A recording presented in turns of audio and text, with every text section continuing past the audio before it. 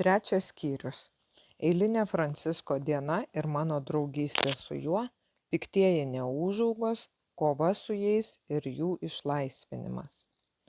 Praėjo daug laiko, gal 3-4 savaitės, kol aš pagaliau susipažinau su dideliu bendruomenės parku ir jo tvenkiniais. Dabar staiga atsiveriantis vaizdai ar iš už posūkio išnyrantis nameliai man buvo jau gerai pažįstami. Mano draugas Baltasis povas, kurį iš pradžių dar vis nešiojau ant rankų, dabar ėmė juokingai bėgioti visur man iš paskos, cypsėjimu ir komišku lėtai augančiu sparnų plakimu, reikalaudamas, kad paimčiau ant rankų, kai jau pavargdavau.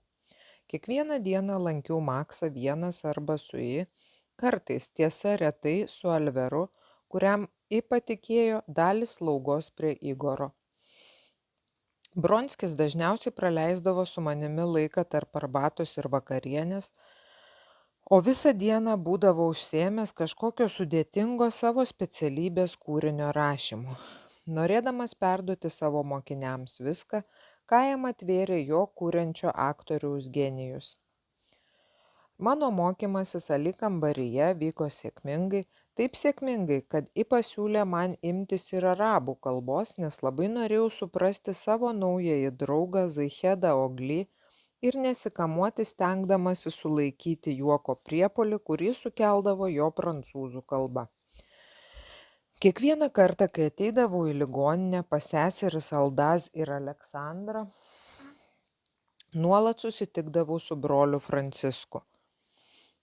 Jis arba vaikščiodavo su manimi po mišką, jeigu turėdavo laiko, arba kviesdavosi į vaistinę, kur gamino vaistus, o aš jam padėdavau, arba vesdavosi į savo kambarį, kuris apstulbino mane, kai pamačiau pirmą kartą.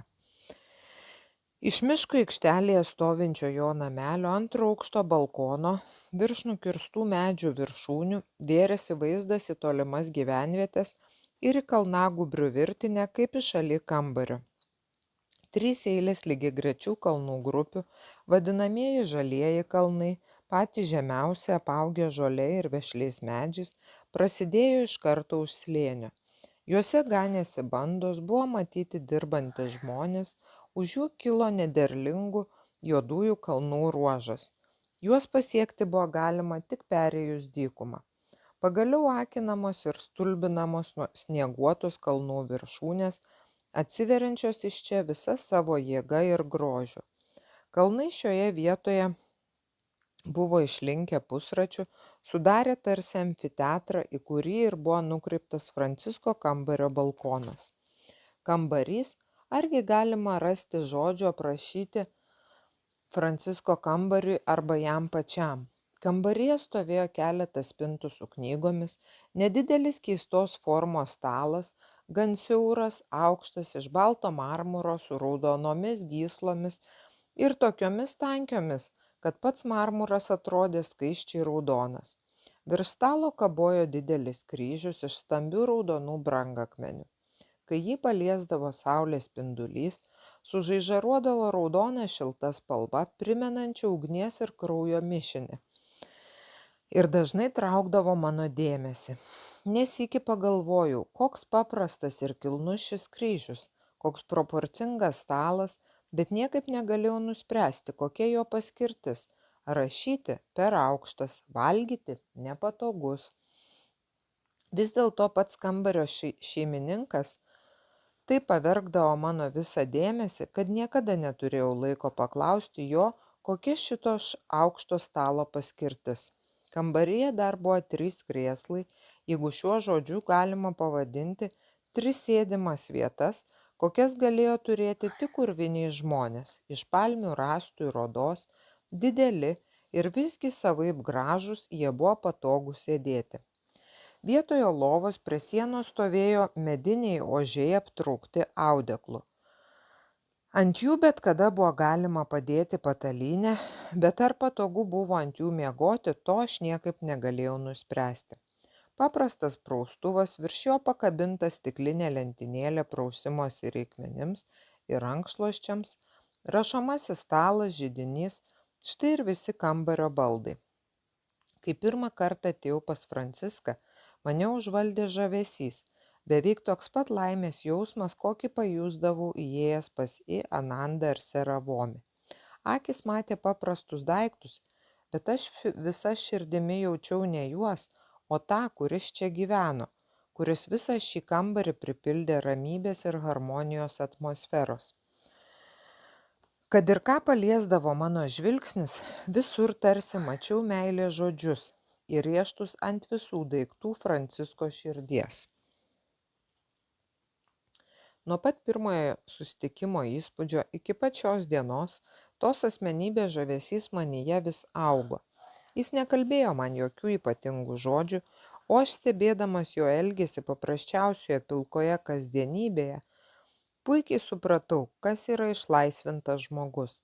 Diena, kai jo nematydavau, man atrodė kažką praradusi, kažkokį spindulį, be kurio jau negalėjau laikyti dienos pilnavertę. Mačiau, kad ir kiti, nuo mažo iki didelio, taip pat ieško Francisko ir gerbė jį, brangina kiekvieną bendravimo su juo akimirką. Kur tik jis praeidavo, visi pražysdavo šypsenomis, lyg jis būtų ėjęs ir sėjęs šypsenas kaip gėles. Iš pradžių jis glumino mane kiaurai skaitydamas kiekvieno žmogaus jausmus ir mintis, bet greitai nuostaba peraugo į pagarbos ekstazę. Iš jo pavyzdžio aš pirmą kartą aiškiai supratau, kas tai yra meilė žmoguje, meilė besiliejanti srautu, nieko nereikalaujanti mainais savo. Francisko meilė plūdo į jo dienos darbus, ne todėl, kad jis protu suvokė, kaip išlaisvinti save nuo asmeninių jausmų, bet todėl, kad jam žodis gyventi buvo sinonimas žodžiui mylėti. Mano džiaugsmas pasimačius su juo būdavo ne šiaip savo džiaugsmas. Kai būdavau su juo, manyje primdavo visas egoizmas.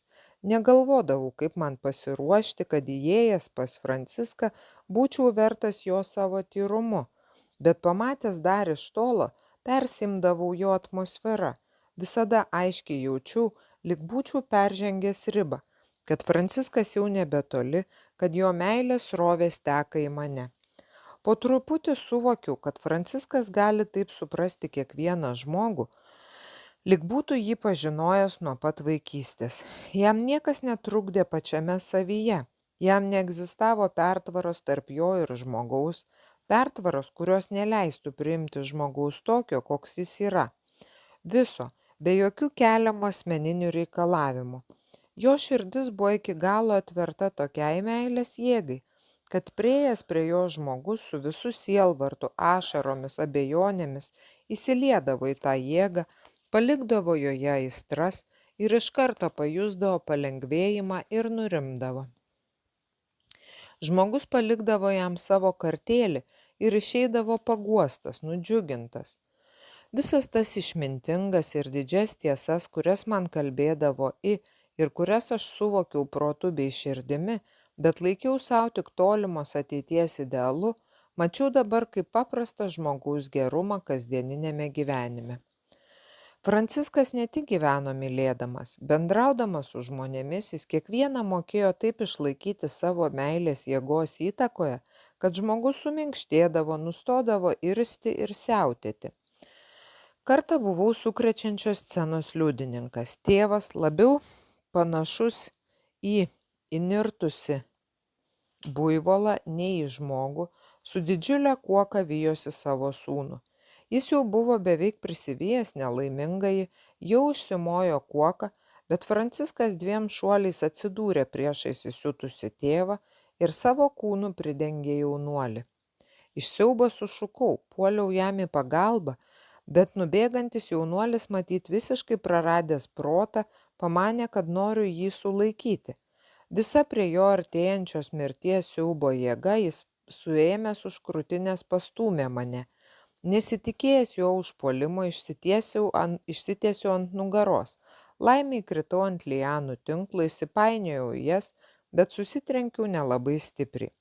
Visgi pajutau aštrų skausmą stubure ir matyt kelias minutes praradau sąmonę. Kai atsigavau, Franciskas klūpojo ant vieno kelio ir švelniai rankomis laikė mano galvą. Greta, atsisėdęs ant žemės, užsikniaubęs verkė jaunuolis. Tėvas sėdėjo nuošaliau ant nuvirtusio medžio kamieno, nunarinęs ir galvą ir sunkiai kvėpavo. Mano vargšas berniuk, štai tau vėl sukrėtimas, o tavo organizmui taip reikia visiškos ramybės. Nežinau, ar jis stengsi atsistoti, bet vis tiek grįžti į bendruomenę pas it dabar negalėsi. Aš nunešiu tave iki savo kambario. Franciskas lyg nieko ypatingo nekalbėjo, bet jo balso tonas, veido išraiška, akys, kurios spinduliavo begalinę meilę ir tokią ramybę, rimtį, tokį švelnumą ir palaimą, tarsi tik ką nebūtų įvykusi drama, tarsi prieš valandėlę būtų meditavęs apie gėlių ir žolių augimą, o negelbėjęs nuo mirties žmogų, rizikuodamas savo gyvybę. Dar niekada nejaučiau tokios meilės, palaimos ir džiaugsmo. Į mane nuo Francisko tarsi liejosi šilto kraujo srovė.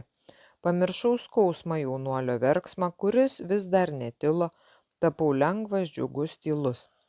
Franciskas patogiai paguldė mane ant žemės, savo ir mano skrybelę susuko, padėjo vietoje pagalvėlės, priėjo prie jaunuolio, uždėjo jam ant galvos ranką. Jaunuolis nutilo, rankovę nusišluostė akis, pažiūrėjo į Franciską ir tarė: Kas tu?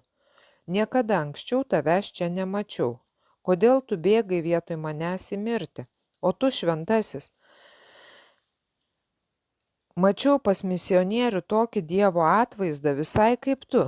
Tai jis vadinasi tave man rodė. Ką aš dabar turiu daryti? Tu tikriausiai pareikalausi, kad aš tapčiau vienuoliu. Labai to nenoriu. Bet žinau, kad vis tiek mano gyvenimas dabar priklauso tau ir toliau turiu gyventi taip, kaip tu įsakysi. Paklūsiu tau, šventasis broli, įsakyk. Jaunuolis klūpėjo sudėjęs rankas ant krūtinės, lyg maldai. Tik kur rasti žodžio aprašyti Francisko veidui. Ji žiūrėjo į jaunuolį kaip pati švelniausia motina, myluodama mažą sūnelį. Jis nusišypsojo ir šypsena kaip palaiminimas, kaip šviesos spindulys nušvietė mus visus. Man ši šypsena skambėjo. Skambėjo taip, kaip Anandos juokas, kurį vadinau kardų žvangėjimu, kaip sero Vomio juokas, kuris man priminė nuostabių varpelių tilindžiavimą ir pavasario upelių čiurlenimą. Ši šypsena pasakiško miško tyloje skambėjo kaip neatsiejama visos gamtos dalis, kaip jėga gyventi meilės laimėje. Taip nugrimzdau į savo mintis, kad atsipeikėjau tik išgirdęs Francisko balsą. Šventiesiems žemėje nėra ką veikti, mano draugė. Jie gali dirbti virš mūsų, ten, kur mums su tavim dar nepatekti. Aš toks pat nuodėmingas kaip ir tu. Tavo gyvenimas reikalingas ne man, o tau pačiam, visiems tavo artimiesiems, žemei, kuria tu vaikštai, visiems žmonėms, su kuriais bendrauji, ir visiems tiems vaikams, kurie nuo tavęs gims. Kiekvieno žmogaus gyvenimas reikalingas, vertingas tada, kai jo širdis praranda sugebėjimą bijoti ir dirginti visus aplink esančius žmones. Tu nenorėjai vesti tos, kurią tau tėvas išrinko. Tu galėjai prašyti jį atidėti vestuves ir viskas būtų baigėsi gerai, nes ta, kurią tėvas tau išrinko, silpnos sveikatos ir ji ilgai negyvens. Tačiau vietoje ramaus pokalbio tu ėmei priekaištauti tėvui, stengėsi kuo skaudžiau įžeisti jį. Tu žaidei su tėvo aistromis, kurių jėgos nežinojai, ir pastumėjai jį į įsiūtį. Jeigu ši žmogžudystė būtų įvykusi, tavo tėvas būtų mažiau kaltas už tave. Visas tavo gyvenimas nuo šios akimirkos iki pat mirties turi tapti ištisinė meilės pamoka. Ne vieno žmogaus tu nedrįsi dirginti, bet kiekvieną, kad ir su kuo sutiktum, turėsi sugebėti nuraminti. Štai visas tavo įžadas, jis tau šventas dalykas.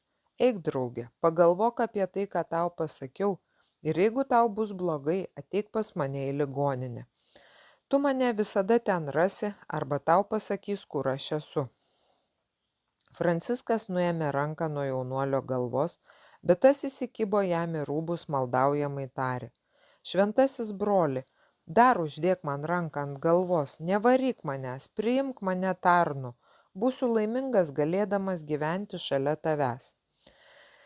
Vėl dar plačiau nei pirmą, tarsi ištisa meilės simfonija suskambėjo Francisko šypsena. Ir jis švelniai tarė, tavo norai puikūs kaip ši gėlė. Gėlė nužydės per savaitę, o tavo gražūs norai nudžius per 5 dienas, jeigu liksi čia. Tavo gyvenimas - žemės žydėjimas kūne, o tavo dvasia dar tik mezgasi kaip pumpurai ant medžio. Gyvenk kaip gyvena tavo tėvai ir broliai. Mylėk merginą, kaip myli motina ir seserį. Kurk šeimą, kaip tau jau sakiau, kad niekas ir niekada negirdėtų tavo griežto ir suirzusio balso. Eik, stenkis ir būk visiems geras. Jaunuolis atsistojo, nusilenkė Franciskui ir pasisuko eiti. Jis ėjo lėtai, lyg nenoromis, o Franciskas žiūrėjo visų tą pačią meilę šypseną, kuri, kaip man atrodė, užliejo visą aplinkinę erdvę. Staiga jaunuolis grįžo, priėjo prie tėvo ir su didžiulėmis pastangomis, galinėdamasi su savimi, tarė, tėve, atleisk man, jis liepia man gyventi santarvėje su visais, nesusitaikė su tavimi, kaipgi gyvensiu santarvėje su kitais. Tada man teks mirti, nes jis dabar valdo mano gyvenimą, o aš negalėsiu įvykdyti savo įžado. Stambi kresna tėvo figūra, jo galingas jaučio sprandas, nunarinta galva, niekas net nekrustelėjo. Franciskas priėjo prie jo, palietė petį, pilnos įsiūčio, pamišimo bei pykčio akis pakilo ir įsmigo į Francisko akis. Kartu pakilo ir didžiulė tėvo ranka. Vėl buvau pasiruošęs šokti į pagalbą. Man atrodė, kad dabar neišvengiamai įvyks katastrofa, bet tėvo galva vėl nulinko, ranka nusviro ant kelio. Franciskas priėjo prie pat jo, paglostė galvą ir švelniai tarė, argi tu be nuodėmės praleidai savo jaunystę, kuo dabar stebiesi, argi tu rodei vaikam gerumo ir švelnumo pavyzdį, jeigu iš tikrųjų laikai save be nuodėmės, mesk akmenį į sūnų. Jeigu žinai, kiek daug sunkumo ant tavo širdies, apkabink sūnų, jis neš dalį ir nuims nuo tavęs daug kančios. Dabar jis prašo tavęs atleisti. Argi ne tu 3 kartus turėtum prašyti to sūnų, nes jau 3 kartus apgavai jį. Kaip tigras pašoko žmogus nuo kelmo, sugriebė švelnią Francisko ranką, didžiulėmis letenomis ir laukiniu balsu sušuko. Kas tau pasakė? Tik aš vienas tai žinau. Kur buvai? Tu mane sekei, pasiklausydavai? Ramiau, tėve, argi nematai, kokios gležnos šventojo rankos, tu sulaužysi jas. Stipruolis paleido Francisko rankas, ant jų liko mėlynai raudoni dryžiai ir stiprių pirštų atspaudai. Suvaitojau pamatęs šias lyg kraujuojančias dėmes. Pats stipruolis matyt nesitikėjo tokio prisilietimo efekto, atrodė labai sumišęs ir sušnibždėjo. Atleisk, šventasis broli. Dabar jo žvilgsnis sušvelnėjo, akise pasirodė žmogiška išraiška. Bet juk tu nežinai, ką jis sugalvojo. Ją, matote, reikia mokytis, užsinorėjo rašto, pasakininkų turguose prisiklausė ir dar su vienu arabu susidraugavo, skaityti panoro, vėl vis labiau širsdamas rėkė, tarsi riaumojo tėvas. O tu vaikystėje ar neprašei tėvo leisti tave į mokyklą? Argi neverki, kai jis tavęs neleido? Bet juk jis tavęs nemušė už norą mokytis. Kodėlgi tu vijeisi sūnų norėdamas užmušti? Pagalvok ir prisipažink. Pavydas geresniam už tavo likimui, štai kas įsiutino tave. Gal ir taip greičiau sudėjavo, nepasakė vyras. Bet juk aš norėjau ne jį užmušti, o tik pagąsdinti. Visą šį laiką aš pats kaip nesavas ir nesuprantu, kas su manimi darosi. Sukinėjasi aplink mane, šmirinėja kažkokie 2 neūžaugos ir dar tokie šlykštus. Kai tik jie pasirodo, tas nelabasis į mane, tarsi nelabasis į mane įlenda. Viskas erzina, visus koneveikiu, pasidarau kaip nesavas. Štai ir dabar ėjau su sūnumi, kalbėjausi, tik staiga iš kažkur iššoko tie du velniūkščiai, kad ims kažką vapalioti, pirštais baksnoti ir rodyti į ligoninės pusę. Supratau, kad jiems ten reikia eiti, bet bijo daktaro. Paėmiau vieną už rankos, norėdamas nuvesti, o jis, kad bakstelės man kažkokia aštria lazdele, lygi kaitinta geležimi širdį perveri. Paleidau jo ranką, abu puolė bėgti į miško tankmę. Čia sūnus man kažką pasakė, dabar net neprisimenu ką, bet aš supykau ir užsimojau kuoką. Jis patylėjo, patraukė savo rūbo rankovę ir parodė netoli alkūnės didelę mėlynę, kurios centre buvo matyti maža segtuko galvutės dydžio žaizdelė. Franciskas pažiūrėjo į jo ranką ir su netikėta jėga pakėlęs tėvą nuo medžio kamieno greitai sukomandavo: tuoj pat paskui mane, tau gresia mirtis arba dar kažkas baisiau. Jis paėmė mane ant rankų, jaunuolis padėjo jam mane nešti ir beveik tekinas pasileido į ligoninę, paliepęs valstiečiui eiti priešakyje. Šis iš pradžių ėjo gana greitai, bet prie slenksčio jau turėjo remtis į sūnų ir vos įėjęs į kambarį, beveik be jėgų susmuko į krėslą. Franciskas paguldė mane į lovą, aš vis dar jaučiau aštrų skausmą stubure ir ėmė greitai ruošti kažkokius vaistus. Davęs tėvui jų išgerti, jis lengvai kilstelėjo marmurinio stalo dangtį ir pasiėmė iš ten lazdelę, kaip man pasirodė, stiklinę, žaižaruojančią visomis vaivorykštės spalvomis. Labiausiai mane nustebino ant lazdelės galo deginanti ugnis. Šia ugnimi kažką tęsiamai niūniuodamas Franciskas palietė ligonio žaizdą. Šis krūptelėjo, bet matyt ne iš skausmo, nes jo veidas išliko ramus. Daug sykių lietė Franciską žaizdą savo lazdele, tarsi ugnimi būtų siurbęs iš jos nuodus. Po keleto minučių iš žaizdos pasipylė kraujas. Bet koks tai buvo kraujas? Tamsus, sukrešėjęs, jis netekėjo, o veržėsi panašiais į tamsius kamščius krešuliais. Franciskas toliau niūniavo savo pratisą himną ir pagaliau iš žaizdos pasirodė raudono kraujo srovė. Ant ligonio lūpų atsirado putos, jis kosėjo ir iš burnos pasirodė kraujas. Jį Franciskas greitai nušluostė rankšluosčiu. Jis padėjo lazdelę į vietą, taip pat atsargiai kaip ir buvo paėmęs, truputį kilstelėdamas stalo dangtį ir paliepė jaunuoliui nueiti į didelį namą, surasti vyriausiojo seserį ir paprašyti tuoj pat ateiti čia. Jis davė ligoniui kažkokio skysčio burnai skalauti, palaukė, kol baigėsi kraujavimas ir sugirdė dar lašų. Franciskas nepaprastai vikriai sutvarstė ligoniui ranką, parišo ją po kaklu ir įėjusiai seserį Aleksandrai tarė prancūziškai: ligoniui reikia visiškos ramybės. Be to, prie jo, kaip ir prie jūsų mažojo paciento, nieko negalima prileisti. Ypač gerai aptverkite namelį, kuriame guli mažylis, ir perduokite broliui Kastandai, kad aš prašau atsiųsti man į ligoninę 2 sargus su baltaisiais povais. Jis viską supras. Pasiųskite ką nors pasakykite jam, kad aš prašau tuoj pat čia ateiti. Jis taip pat žinos, ką reikia atsinešti. Ir tuoj pat paliepkite seserį Aldaz atnešti čia savo ligonį. Kas nors, gali ir tu, miela draugė, kreipėsi jis vėl čiabuvių kalba į jauną valstietį. Taip apkvaitosiu nuo tokių netikėtų įvykių, kad stovėjo prasižiojęs, eiti kartu su viršininkė ir atnešk čia vaikišką lovelę. Vaikišką lovelę, kurią tau parodys.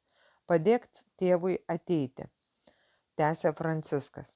Kalbėdamas, Franciskas atitraukė į šoną širmą, kurią iš pradžių palaikiau sienele. Ten buvo niša, kurioje stovėjo švariai paklota lova. Į ją paguldė ligonį ir Franciskas seseriai Aleksandrai vėl prancūziškai pasakė: skubėkite, po mišką klaidžioja 2 neūžaugos, jie pikti ir pavojingi. Nei mažasis ligonis, nei šis stipruolis neturi būti jų užpulti.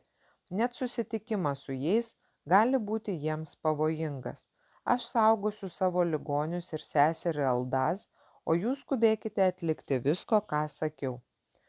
Kai sesuo ir jaunuolis išėjo, Franciskas švytėdamas veidu kaip spindulių pluoštų perstatė kambaryje kai kuriuos daiktus ir aš supratau, kad jis ruošė vietą neužaugos lovelį.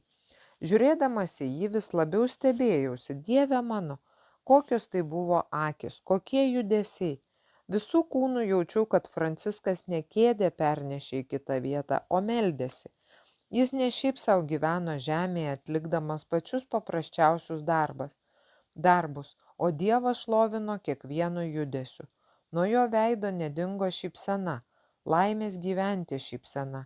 Jis pažvelgė į gulintį rūškaną valstietį, pamatė, kaip jos skruostai staiga pradėjo tekėti ašaros.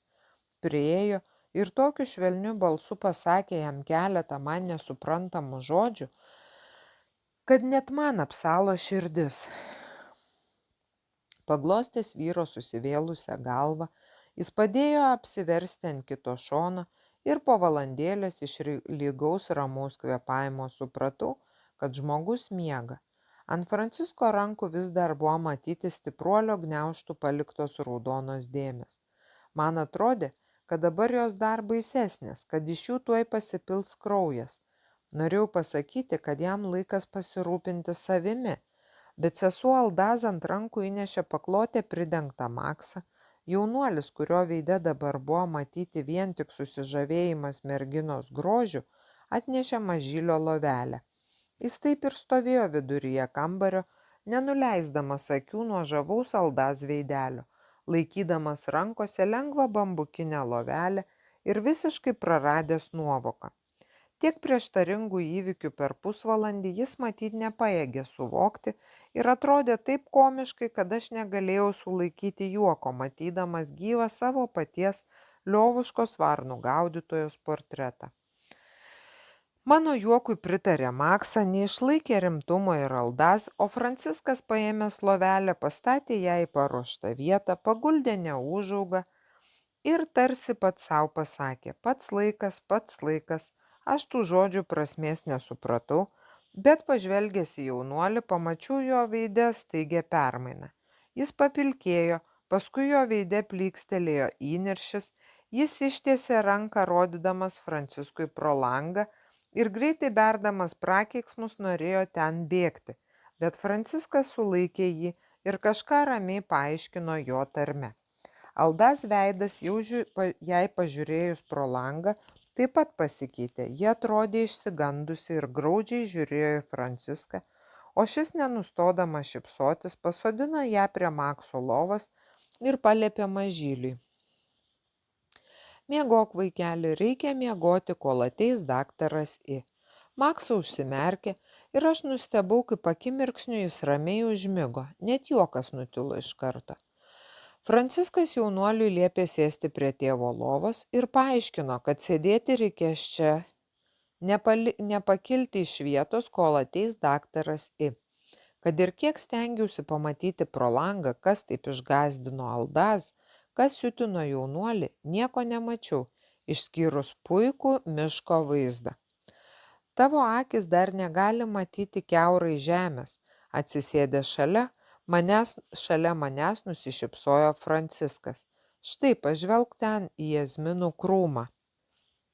Matai, kaip juda keletas šakelių, nors kitos net nekrusteli, vėjo nėra. Kas gali judinti tas šakeles? Kas nors gali judinti jas tik iš apačios. Nustatyk šakelių judėjimo kryptį. Ji veda į to namelio, iš kurio ką tik išnešė Maksa langus. Dabar jau girdžiu, kaip į čia greitai eina sargai su daug baltųjų povų ir dar greičiau už juos eina I. Žinau, kad tu dar negali taip sukoncentruoti dėmesio ir todėl patariu tau. Neatitrauk akių nuo gėlyno su jazminais ir tu patirsi šiandien didelę gyvenimo pamoką.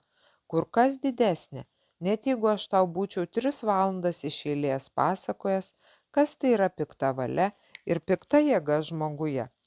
Franciskas dar kartą paliepė Mums visiems nepajudėti iš savo vietų jokių atvejų, net jeigu strėlė įlėktų pro langą, nejudėti ir nieko neliesti, net jeigu ką nors įmestų pro langą. Jis išėjo iš kambario ir atsistojo prieangio tarpduryje. Aš stebėjau krūmus ir gėlyną, mačiau, kad šakelė švelniai tejuda, o įsižiūrėjęs arčiau žemės stengiausi suprasti, kas galėtų lemti tokį nuolatinį judėjimą. Porą kartų man pasirodė, kad tarp gėlių įžiūrėjau kažkokį vaiką, bet kad ir kiek stengiausi, nieko daugiau nepamačiau. Staiga kambaryje, kuriame anksčiau gulėjo Maksa, kažkas su trenksmu nukrito ir sudužo. Viešpatavusioje tyloje šis palyginti nedidelis triukšmas man atrodė kaip patranko šūvis. Bijojau, kad neprabustų ligoniai, bet garsas jiems nepadarė jokio įspūdžio. Kilstelėjau ir pamačiau, kad Franciskas dabar stovi aikštelės viduryje veidu į krūmus, nugarai buvusi Makso kambarį. Jo veide tebebuvo ta pati išraiška, lyg jis ir toliau būtų šlovinęs laimę gyventi. Jis staiga ištiesė ranką ir aš suvirpėjau taip, kad vėl sugėlė nugarą, prie pat jo kojų žemėje styrojo strėlė. Visomis valios pastangomis žiūrėjau ir į krūmus ir dabar pamačiau, kaip iš ten išlėkė antra strėlė ir įsmigo į žemę greta pirmosios. Aš visas nutirpau, niekaip nesupratau, kodėl Franciskas stovi prie krūmų, kuriam gresia mirtis. Kaip gali žmogus su tokia nesudrumsčiama meile veide stovėti prie blogio ir mirties ribos? Mano mintis pertraukė iš tolo sklindantis triukšmas. Niekaip negalėjau nuspręsti, kas tai per triukšmas. Man atrodė, kad bėga keletas žmonių. Staiga visą aikštelę sniego debesimi nuklojo baltieji povai. Keli vyrai pagal Francisko nurodymus grupavo paukščius į 3 ratus.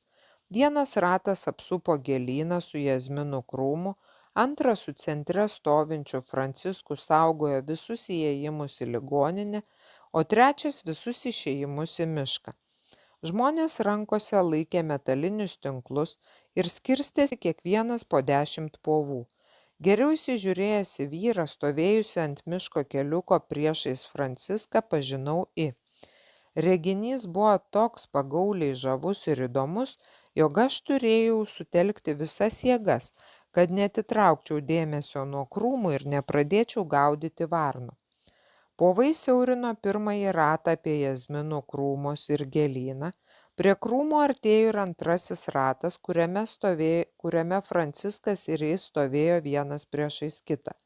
Vienu metu juodu pakėlė rankas aukštyn ir aš iš karto nustėrau. Į veidas buvo toks griežtas ir toks valdingas, kokio net įsivaizduoti negalėjau. Jis buvo panašus į jėgos dievą, kuriam niekas negali pasipriešinti, o Franciskas buvo panašus į meilės dievą, turinti tokios meilės jėgos, kuriai taip pat niekas neįstengtų pasipriešinti. Krūmuose pasigirdo laukinis klyksmas. Tai buvo pykčio, įsiūčio, protesto klyksmas. Iš ten iššoko neūžauga ir puolė bėgti, bet povai suglaudė gretas, išskleidė uodegas, sulipę vieni kitiems ant nugarų, sudarė baltą sieną ir užtvėrė jam kelią. Tada neūžauga puolė į kitą pusę, kur susiglaudus povams atsirado tarpas ir visų mažų kojų greičiu skuodė tiesiai į jį. O šis sugriebė artimiausio kaimyno atmestą tinklą ir nuleido jį ant neūžaugos. Nelaukęs kliūties iš viršaus, neūžauga parkrito ant žemės ir laukiniu balsu suklykė. Kaip galėjo taip siaubingai garsiai ir piktai klykti toks mažas padaras, ir ėmė raičiotis, vis labiau įsipainiodamas į tinklą, kurį stengėsi perplėšti rankomis ir kojomis, graužti dantimis, pjauti nežinia iš kur ir kada jo rankose atsiradusiu peiliu. Ji ištiesė rankai besiraičiojantį prie jo kojų kamuolį ir ištarė kažką labai įsakmiu balsu. Neūžauga akimirką lyg sustingo, bet tuojau vėl ėmė dar baisiau klykti, spjaudytis ir matyt keiktis. Įpriejo arčiau ir vėl kažką pasakė. Šį kartą jo balse buvo girdėti perspėjimas. Neūžauga nutilo ir staiga jo veidą perkreipė tiesiog šėtoniška šypsena. Jis susirietė į kamuolį, žaibiškai įtempė lanko templę ir paleido strėlę tiesiai į krūtinę. Sesuo Aldaz, jaunuolis ir aš sušukome iš siaubo. Aldaz užsidengė veidą rankomis, aš bandžiau bėgti į pagalbą, bet neturėjau jėgų ne tik bėgti, net negalėjau nė kilstelėti. Strėlė nuzvimbė į viršų ir aš tikėjausi pamatyti, kaip jis sminga į viršugalvį. Vietoj to ji nukrito į aikštelę, kaip tik tarp ir Francisko kojų. Vėl pasigirdo balsas, bet šį kartą nepažinau jo. Man tokio brangaus, nuostabaus ir švelnaus, tai buvo kaip griaustinio dundėjimas, tarsi aidas prisijungtų prie kiekvieno žodžio. Jį 100 kartų sustiprintų ir jis susilietų su visa gamta. Neūžauga suvirpėjo. Pamačiau, kad tinklas, kuriame jis įsipainiojęs, pradeda rausti lyg kaisdamas. Išvydęs šį siaubą supratau, kad sudegs gyvas, jeigu neįvykdys įsakymo. Neūžauga ėmė traukti iš savo rūbų kažkokias šakneles, strėles, miltelius, numetė lanką, dar kažkokius maišelius ir pažiūrėjo į. Tinklas tebekaito. Dar kartą dėl kažko perspėjo Neūžaugą, bet šis nepritariamai papurtė galvą. Veidas pasikeitė, tapo gailestingas, bet iš jo rankos supratau, kad Neūžaugos, nenorinčio paklusti reikalavimui ir atsisakyti blogio, laukia neišvengiama mirtis. Neūžauga taip pat suprato, kad apgauti jam nepavyko ir kad jau gresia mirtis. Jis atsiklaupė, iš baimės papilkėjęs veidas buvo tiesiog šlykštus, jis išmetė kelis juodus akmenukus. Tinklo liepsna jau artėjanti prie nelaimingojo užgeso. Įpriejo prie pat Neūžaugos ir iš už diržo ištraukta lazdele pakėlė tinklą, numetė jį į šoną ir uždengė Neūžaugą kitu, atmestu kaimyno. Taip ir liko Neūžauga gulėti prie kojų. Dabar iš krūmų pasigirdo klyksmas lyg kažką apraudantis. Šiame garse buvo tiek kančios, kad aš viduje susigūžiau. Franciskas iki šiol stovėjęs nejudėdamas, dabar žengė kelis žingsnius krūmų link ir paukščiai visų būrių nusekė paskui jį. Jis sustojo prie pat gėlyno ir kažką man nematomą ėmė kalbėti. Nesupratau nei žodžių, nei prasmės to, ką jis kalbėjo, bet balso intonacija, begalinis švelnumas, ramybė ir gerumas, kurie buvo girdėti jame, sakė mano širdžiai, kad jo meilės pagalba nežino nei ribų, nei atmetimo. Mano širdis tiesiog apmirė žiūrinti Francisko veidą. O kiek kartų, sunkiais ir pavojingais gyvenimo momentais, disharmonijos ir mirtino ilgesio akimirkomis, priešais mane iškildavo šis blyškus veidas meilės ir gerumo ekstazija. Išblyškęs didžiulėmis spindinčiomis akimis, su džiaugsmo šypsena lūpomis, jis tiesė ranką ir aš šioje pozoje tarsi girdėjau žodžius: ateik pas mane ir aš tave paguosiu. Pamačiau, kaip iš krūmų keturpėsčias iššliaužė antrasis Neūžauga. Šis buvo dar labiau išsigimęs už pirmąjį, siaubingai neproporcingas, palyginti didelę galvą, ilga talija ir trumpomis kojomis. Jis šiaip taip atsistojo ir ėjo tiesiai Franciską, kaukdamas lyg šuo prie numirėlio. Jo ilgos rankos karojo žemiau kelių, žandikaulis su apnuogintomis dantenomis buvo atsikišęs, o burna buvo nuo vienos ausies iki kitos. Ši baisi neįsivaizduojama žmogaus parodija, dusdama ir springdama, sustojo už 3 žingsnių nuo Francisko. Tikėjausi, kad šis dabar paims jį ant rankų, bet viskas vyko kitaip. Pirmasis neūžauga iš visos gerklės ėmė kažką rėkti savo bendrui, rodydamas jam į takelio viduryje įsmigusią strėlę ir tuos juodus akmenukus, kuriuos jis buvo išmetęs iš savo talpių kišenių. Antrasis neūžauga iš pradžių įdėmiai klausėsi, išsigimėliškomis lūpomis prisidengė siaubingą žandikaulį, paskui pažvelgė į Franciską, atšoko atgal ir užkaukė užsidengęs akis rankomis. Pirmasis neūžauga ėmė rėkti dar garsiau. Franciskas mostelėjo į jį ranka ir tas nutilo. Vėl pasigirdo balsas, kurį aš savo išverčiau. Ateik pas mane ir aš tave paguosiu.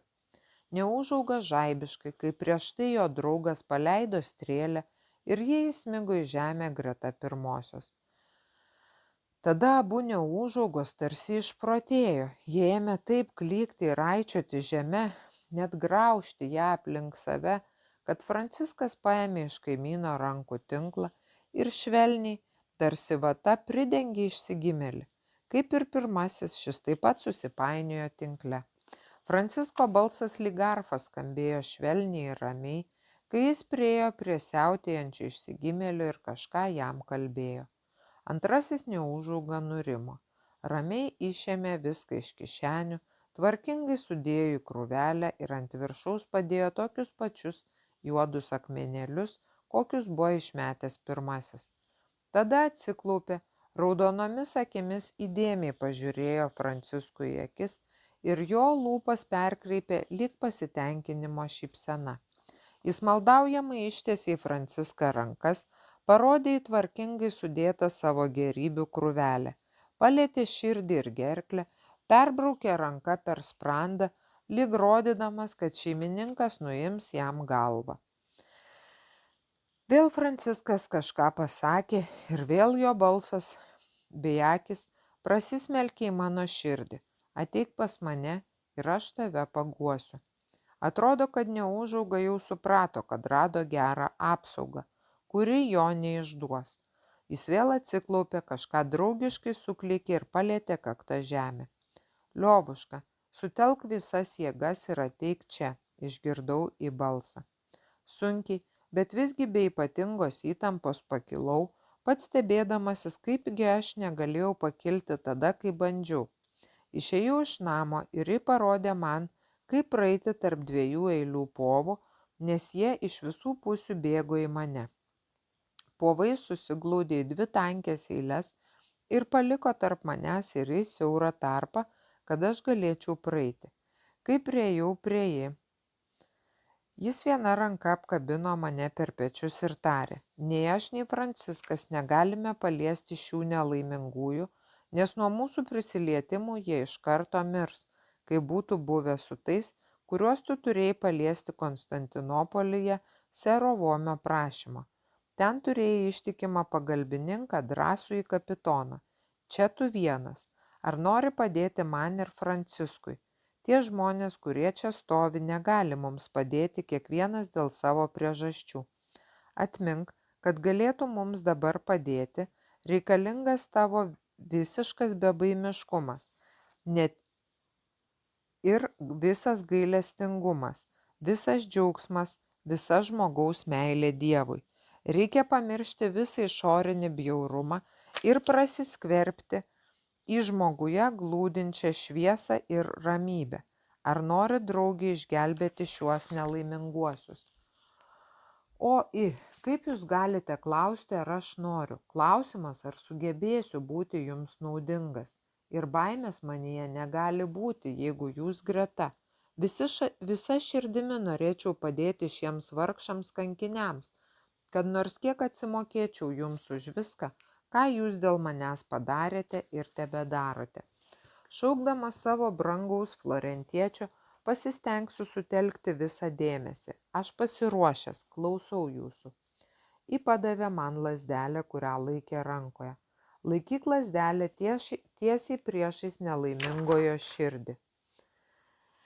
Mylėk jį taip, kaip tik begali tavo širdis suprasti šį jausmą. Džiaugis, kaip džiaugiasi dabar florentietis, matydamas tavo visišką pasiaukojimą ir norą išgelbėti šiuos apgailėtinus piktus padarus. Kai aš paliesiu tavo ranką, kad ir ką išdarinėtų Neūžauga, tuoj pat paliesk jo kaktą. Pasistenk tai atlikti žaibiškai ir vėl laikyk lazdelę jo širdies lygyje. Paėmiau lazdelę. Užburiantis laimės džiaugsmo jausmas apėmė visą mane. Pasijutau nepaprastai ramus.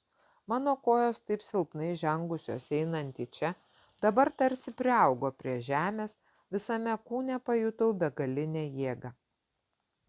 Ji ėmė kažką tęsiamai kalbėti palei kalbą, lyg giedodamas himną. Dabar jau mokėjau palei kalbą tiek, kad ją atpažinčiau.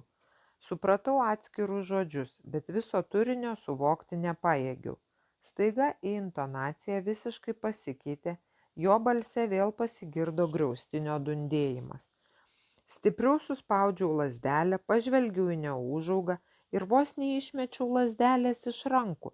Vartydamas mane baisiomis akimis, kurios dabar manęs visai neveikė, išsitiesęs visų ūgių ir kiek begalėdamas pasistiebęs, jis bandė pasiekti mano lazdelę, bet jokios pastangos jam nepadėjo.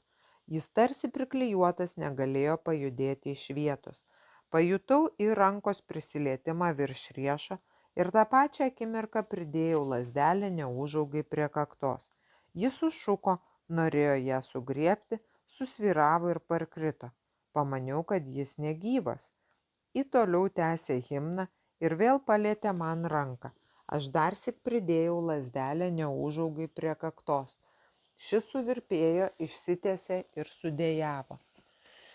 Mano akis nuo įtampos ryškioje saulės šviesoje tikriausiai buvo pavargusios, bet man tikrai atrodė, kad iš Neūžaugos burnos kyla tamsus garas. Į balsą sustiprėjo, jame pasigirdo tokios įsakmios gaidelės, kad net visi povai nulenkė galvas iki žemės.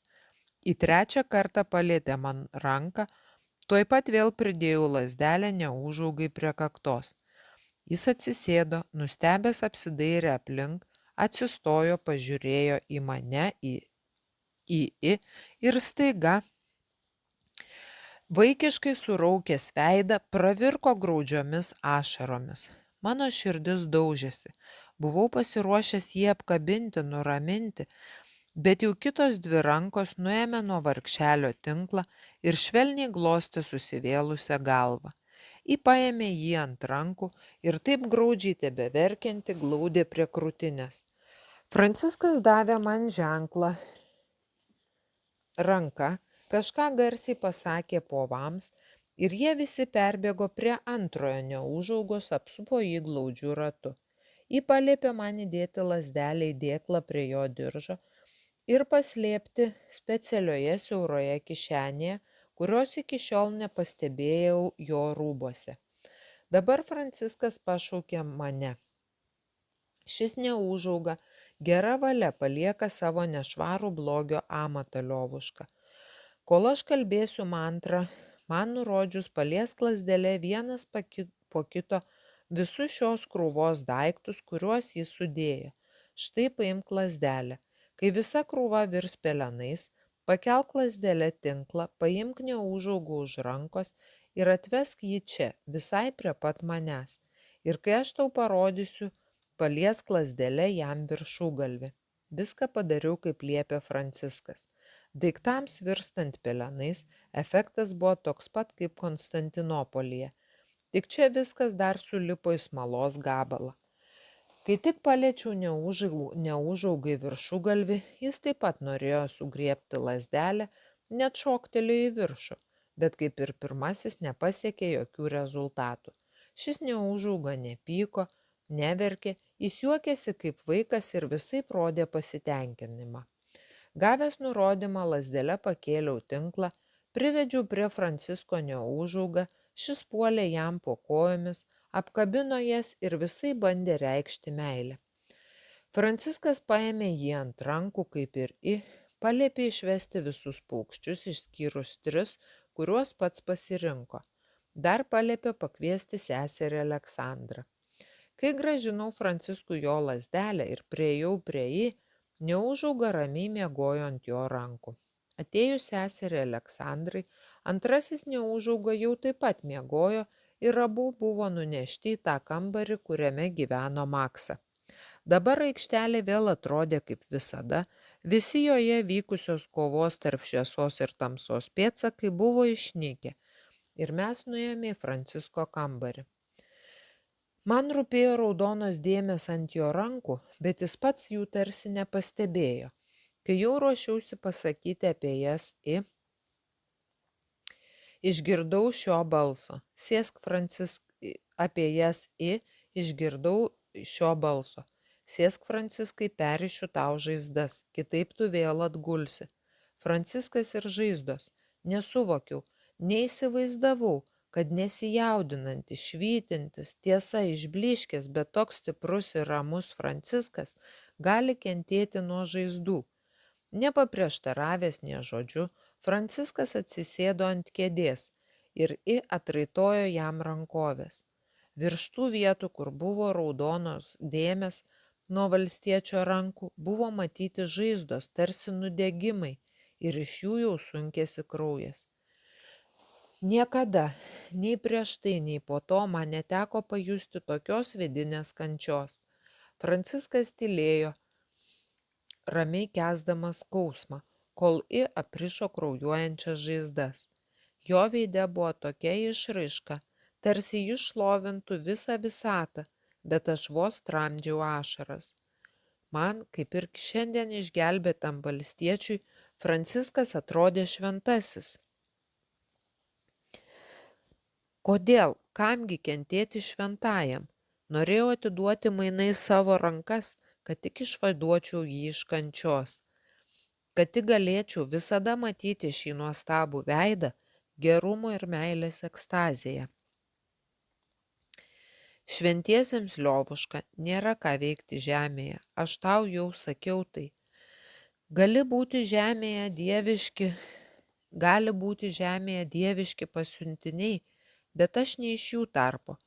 Aš nuodėmingas žmogus ir viskas, kuo galiu padėti žmonėms, tai tik tiesioginė žodžio prasme keisti su jais krauju už kraują. Tačiau didesnės laimės ir nėra žmogui žemėje. Aš nesu žmonijos vedlys, aš paprastas žmogus. Manasis gerumo kelias veda mane taip, kaip manyje gyvenanti harmonija leidžia man eiti. Nekentėti tu turi žiūrėdamas į mano žaizdas, bet suprasti, kad kiekvienas kelias yra amžių karma, kurios atsikratyti negalima. Štai tu taip pat turi karmą, nešioji nuostabų mokytojo brangakmenį, kurį iš jo pavogė, išniekino ir vėl išvalė. Žinai to ar nežinai, bet didelė bus tavo pagalba tam, kuriam jį sugrąžinsi. Ir visi mes padedantis tau vystyti savyje psichinės jėgas, reikalingas jam nešioti ir grąžinti šeimininkui, visi mes surišti milžinišką dėkingumo ir išsigelbėjimo karmą su tuo, kuriam tu turi grąžinti brangakmenį. Francisko žodžius, kaip ir viską, ką šiandien mačiau, ne iki galo supratau, bet nieko neklausinėjau, nes dabar jau žinojau, kad paaiškins man viską, kai tik turėsiu jėgų tai suprasti. Atsisveikinę su Francisku, mes su jį išėjome iš ligoninės teritorijos ir grįžome namo. Ėjau sunkiai, prilaikė mane ir kai tik užlipome į mano kambarį, paguldė į lovą. Po valandos Jasa nusivedė mane į vonią. Pats nurodinėjo jam, kokį taikyti masažą, bet ir po vonios ir po masažo man tebebuvo bloga. Teko vėl gulti į lovą. Aš net nepajėgiau suvokti visų įvykių, neįsivaizdavau, kiek dabar valandų, mane vis labiau krėtė šaltis, vis labiau jaučiau silpnumą, kol pagaliau užmigau neramiu miegu.